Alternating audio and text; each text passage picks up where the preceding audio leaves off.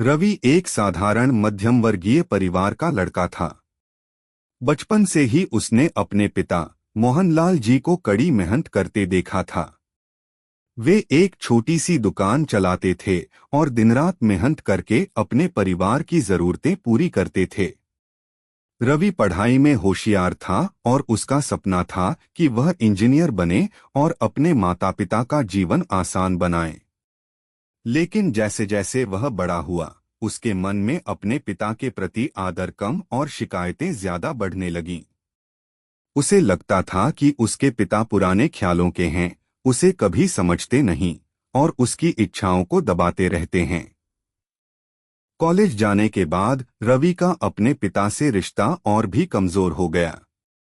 उसने उनसे बात करना कम कर दिया और कई बार उनके फोन भी अनदेखा कर देता। एक दिन एक बड़ी कंपनी में नौकरी मिलने के बाद रवि ने फैसला किया कि अब वह अपने माता पिता के साथ नहीं रहेगा। उसने एक नया फ्लैट खरीद लिया और वहां शिफ्ट हो गया। पिता ने बहुत कोशिश की कि उनका बेटा कुछ समय उनके साथ बिताए, लेकिन रवि हमेशा व्यस्त रहता।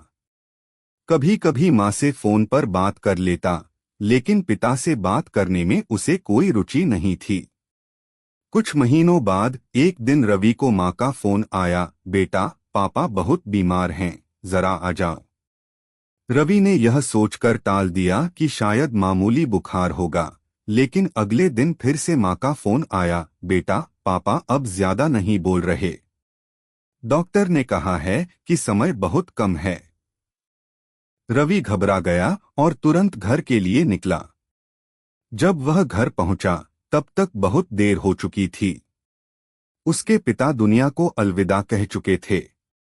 माँ रो रही थी और रवि सुन्न खड़ा था। अचानक माँ ने उसे एक चिट्ठी दी जो उसके पिता ने मरने से पहले लिखी थी। कांपते हाथों से रवि ने चिट्ठी खोली और पढ़ने लगा। प्रिय बेटे रवि, जब तू छोटा था मैं तुझे हर रात अपने कंधे पर बैठाकर घुमाता था। जब तू गिरता था मैं तेरी चोट पर फूंक मारता था। जब तू परीक्षा में पास होता था मैं तुझसे ज्यादा खुश होता था।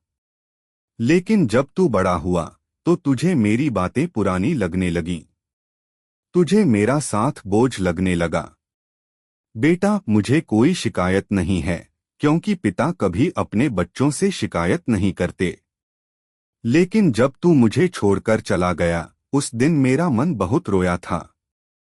अब जब तू यह चिट्ठी पढ़ रहा होगा, शायद मैं तुझसे बहुत दूर जा चुका होऊंगा। लेकिन याद रखना, मैंने हमेशा तुझे प्यार किया है और हमेशा करता रहूंगा। तेरा पिता। रवि की आंखों से आंसू झरझर बहने लगे। उसे एहसास हुआ कि उसने अपने पिता को कितना अनदेखा किया।